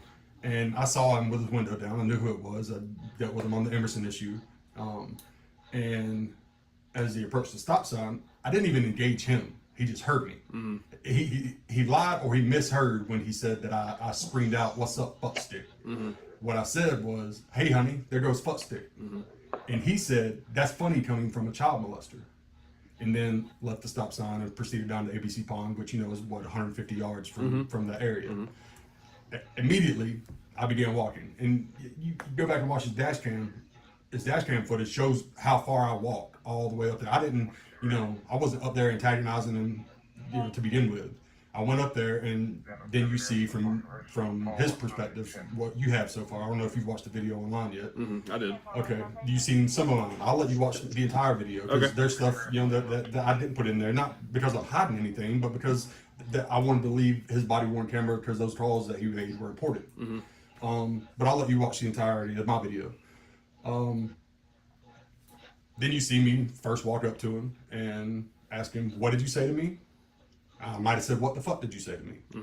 And he said, "I said I don't talk to child molesters." And then, you see me from there. So, but just for the sake of the record, sure. Kind of go through that too from what you remember.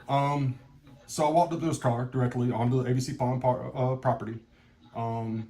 Not in a threatening manner. I mean, you can watch the dash cam, which I'm sure you've reviewed the dash cam footage as well. I wasn't walking up threatening. I walked up with my camera out, obviously recording him. He knows who I am. He knows what I do.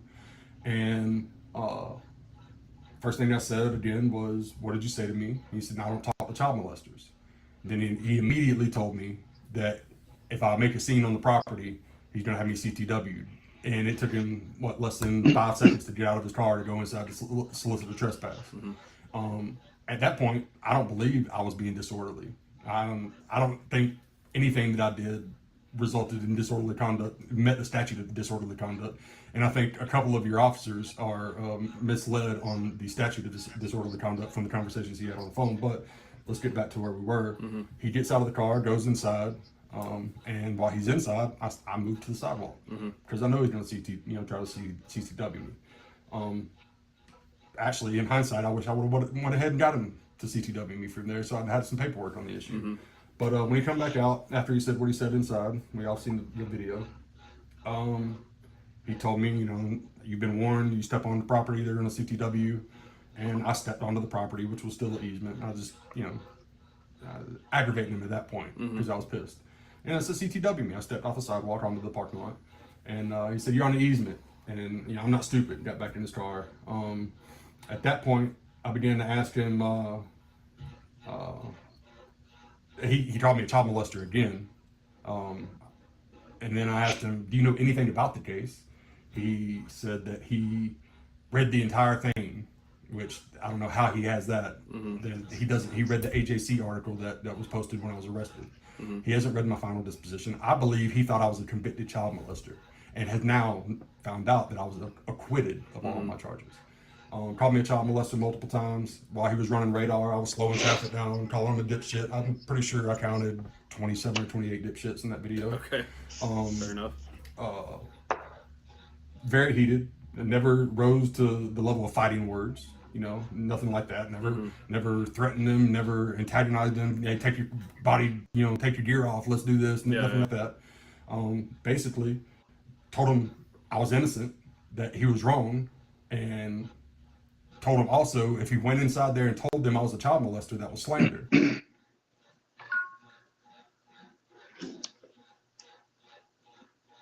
You're muted.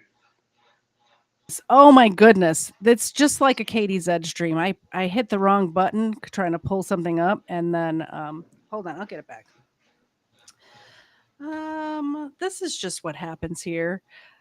I want to say when I was watching this interview, everything you said, because, you know, I watched the body cam and I watched your video, like what you put out, and everything that you said was exactly the truth. You like in this interview, everything you said is exactly the truth.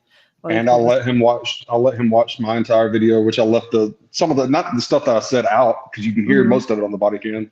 Like I said, it was just insults. I'll let him watch all of that, because they wanted to make sure there was nothing in there that they couldn't hear that, you know, was, I guess, threatening or whatever, you know. So the department has seen my entire video from my perspective, and obviously his too. So yeah.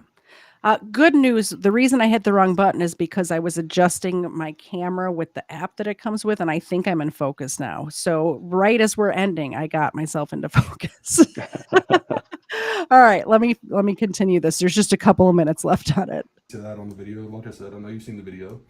And eventually, during his phone calls, I didn't know he was making phone calls at the time until I got the body-worn camera. I couldn't hear him, you know, even talking from there, unless he was talking to me louder, where I could hear, you know, threatening to take me to jail for disorderly conduct, prior restraint, right there. And I don't know if it's Gonzo.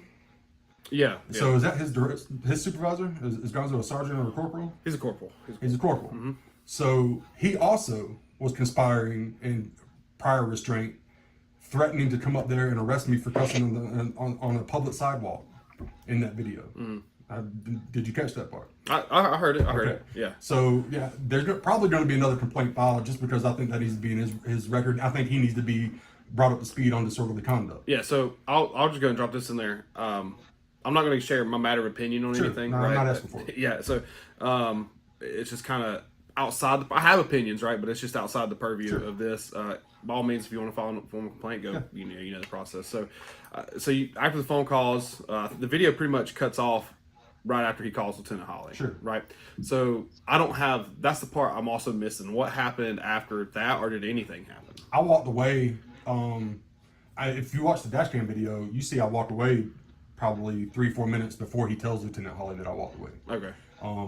You know, the last thing I said to him was, enjoy the fucking complaint, asshole. Okay. And then I walked away. Again, after we're done, you know, kind of talking, I'll let you see the video. Absolutely.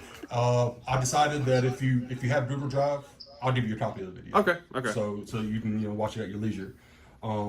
But I walked away. Again, you know, while he's on the phone with Lieutenant Holly, if you're watching it from the dash cam perspective, you see me walk away. And then that was it. Okay. And there's been no contact since with him, correct? No. None? Okay. So your complaint says, and this is just, I don't have a problem with them sending the video out, but it can kind of make things, I'll just read to you my kind of what my concern, not a concern, but just a question, right? Go ahead. So in here, I then followed him to ABC Pond where he stopped to run traffic and approached him while recording. He proceeded to call me, okay, that's not one. He proceeded to go in ABC Pond to get me CTW'd, where I'm told he also conveyed to the people inside that I was a child molester. So how did you know that at the time you filed the complaint? Obviously, you've seen the video now. Yeah, I'm not gonna. Okay. I'm not gonna disclose that. Okay, that's fine. I was just curious because the guy that owns the ABC Pond, the owner that's in the video, is friends with a good friend of mine. Okay. I just wanted to kind of clear that up because I knew at this point you had wrote this, you hadn't had the video yet, right? So that was just something you were told through a source. Okay. Any previous interactions with Og other than the Emerson thing?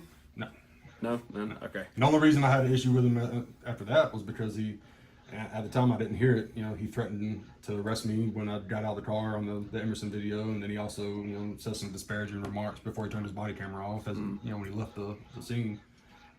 That's the only reason I called him a fuck stick. Okay. The rest of the officers, you can ask them. I haven't been flipping these officers off, not since Emerson.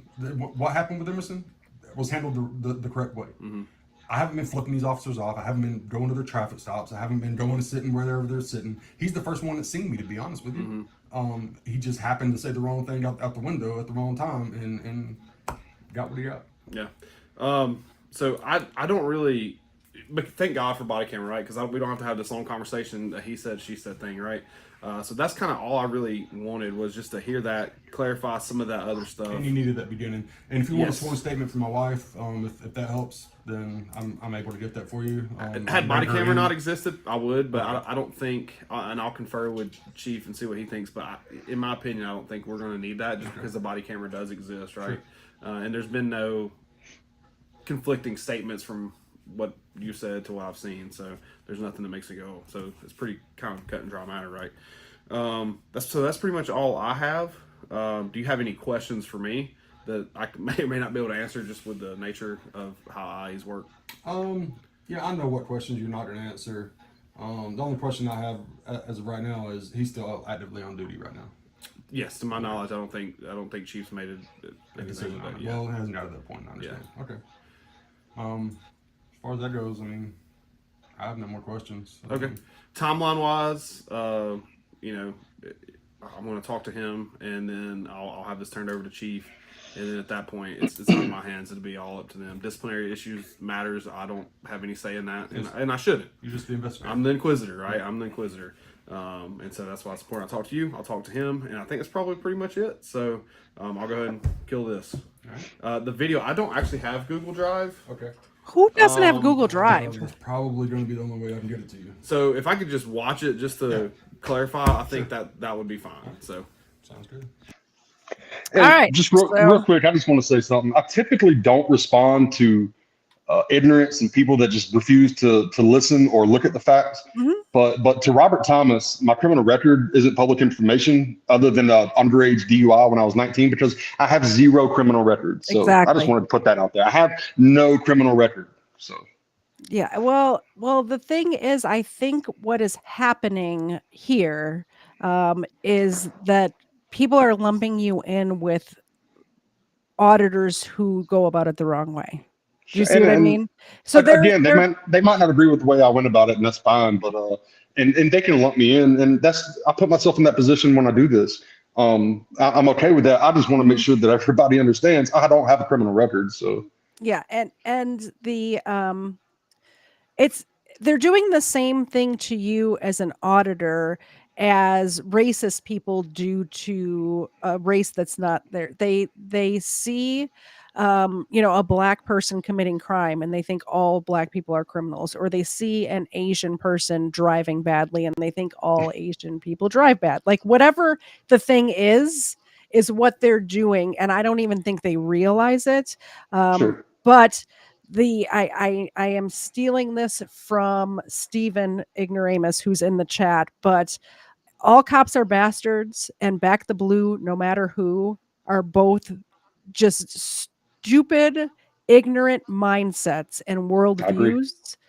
If you don't take each case individually, you are the one that's being dumb. So take each case individually, and at least you'll have a modicum of intelligence about what you're talking about.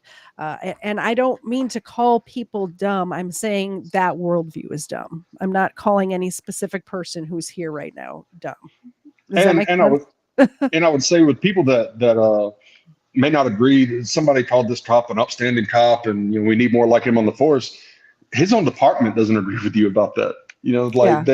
This cop is gone, and again, this is going to be the second cop from this department that I've got tossed off the force. Well, that they've gotten themselves tossed off the force for having an interaction with me. Yeah. And there are good cops on this force. The school resource officers are great. They're amazing police officers. They do great things for the community and for the school.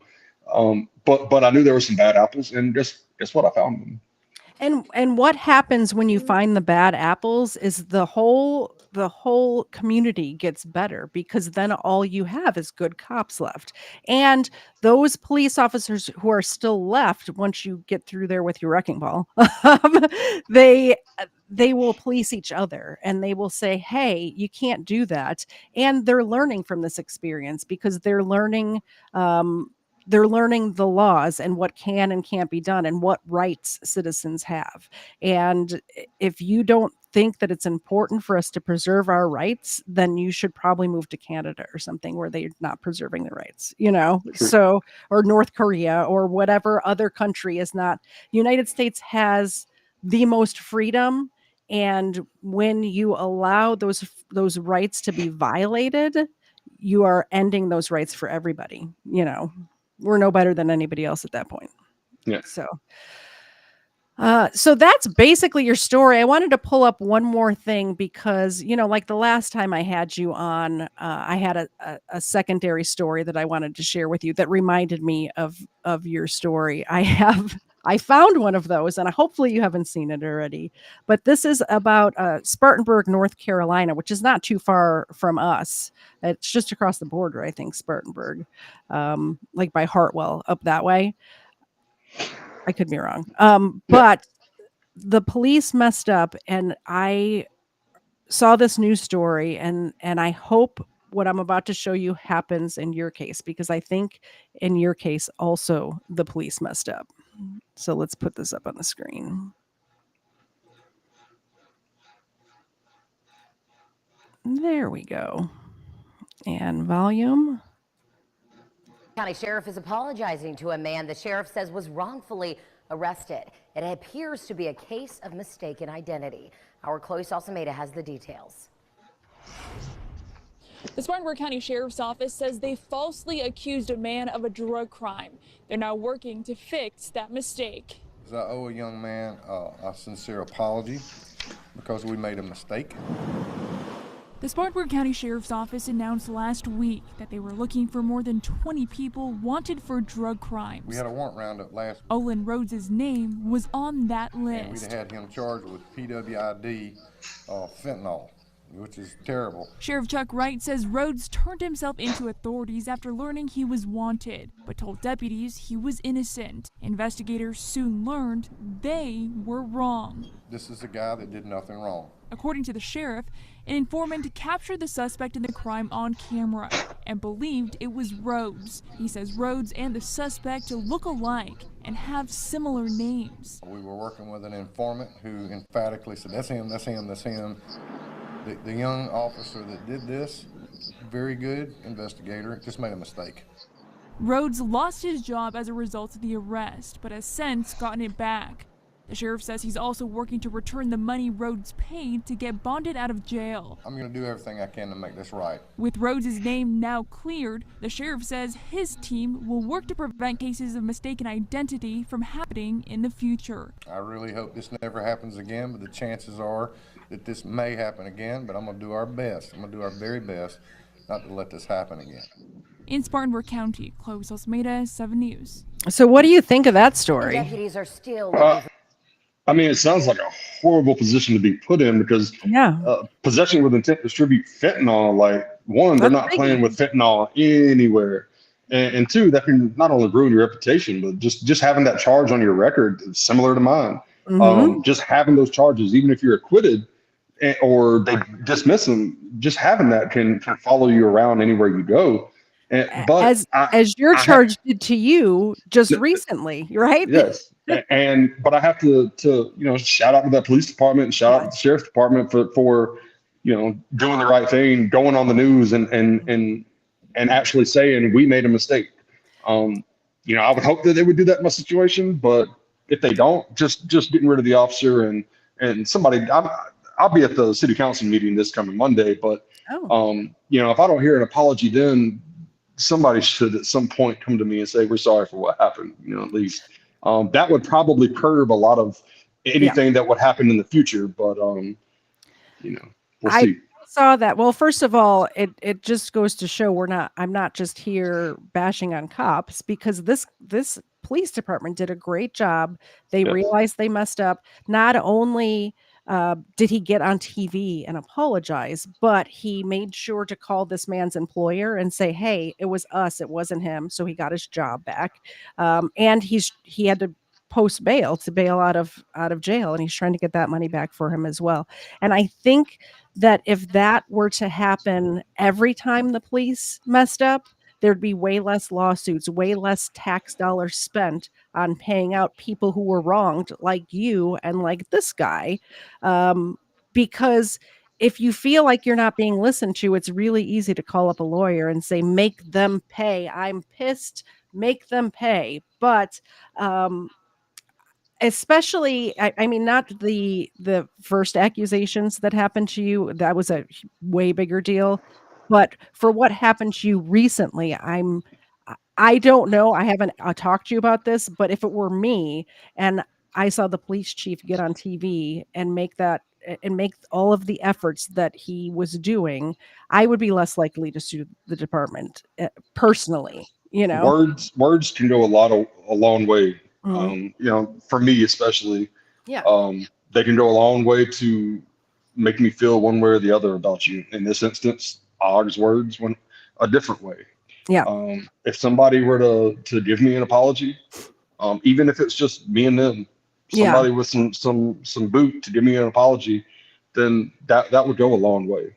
But Exactly. yeah, we'll see how it plays out. I mean, there'll be updates coming as soon as I know things, but I don't know. We'll see. And if any of you are still in the chat who think that Shane was the one that was in the wrong and this cop did nothing wrong, I want you to know that it's not just me who feels the way I do, that I mean, like I said, your tactics, we discussed it, but it's not just me. The local Atlanta news has reached out to you to cover this because you were wronged. It's not, there's outside people, and don't get me wrong, I don't like the mainstream media. One of the reasons I started my channel is because of the reporting in the mainstream media. It's because I saw news stories being reported, especially crime, like, murder cases, rape cases, stuff like that being reported. And then once I dug into the documents, what the media is telling you is not what happened at all. So that's one of the reasons I started my channel. So I'm not on mainstream media side. Woohoo. I'm not a cheerleader for them, but just the fact that the general public agrees with you should say something to the people who are here who still think, oh, dirty frauditor, there's nothing you can say or do that would be correct just because you film the police. Like, that's just not the case. And it's definitely not the case with what happened to you Easter weekend, Yeah. And I'll always have those detractors. And I've said this to somebody else. You're free to say almost anything you want to, and it's your God-given right to feel any way you want to about somebody. Yes. And look, if you want to feel that way about me, then that's okay. We can agree to disagree, and sometimes we can agree on things. I can agree that I've made mistakes with certain things that I've said at certain times in my life. In this instance, I don't regret anything. If I caught him an F stick, you should have just kept driving. That's his job, is to just keep driving, not to yell something horribly unsubstantiated out the window and then go into a business and tell multiple other people without them even trying to pull it out of them. Just, hey, he is this. This is what he is. Yeah. Just factual. Like, he is a child rapist. He spent time in jail for it. So, and he didn't say, oh, he was convicted. He spent time in jail for it. But what he was trying to do there is turn people against you. And that's not right, no matter what the case is. No. Real quick, we had a couple of more donations come in, so we're going to give Xena a couple more treats before we get skedaddling. Do you see her tail wagging? Hey, Xena. Xena, I got a treat for you. Yes. I appreciate everyone being here, by the way. I see lots of new faces. I hope you come back. Please subscribe. Hit the subscribe button right down there. I live stream true crime stuff and other crime stuff every Sunday at 4:30.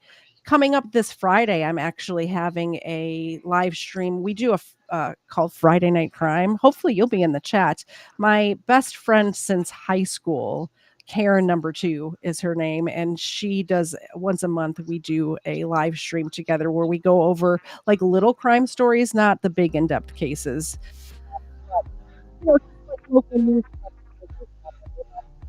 Usually a lot of fun. We try to find levity in things, even horrible crimes. We try to find something to laugh or joke or smile about, because if you don't, you'll cry. So here's a treat from Quest Fanning and one from Erica. Erica and Quest, thank you. Bam, bam. Coming up Sunday at 4:30, we started on the Daniel Holtzclaw case this past Sunday, but it's such a huge in-depth case. We're going to finish it up this coming up Sunday at 4:30 as well. So we'll see you Friday, 7:30, Friday Night Crime. Sunday, 4:30. Those are Saturday we're doing a game show. If you're not busy Saturday night, you should come play games with us. We do a game. It's like we just finished the Stupid Criminals game, and I saw you doing that the other night with the camera, like you're looking at an area trying to figure out where it was. Yeah, I was at work. Like I said, I work Saturdays, Sundays, and Mondays, but I was actually able to jump in there on my break and check that out. That was pretty cool.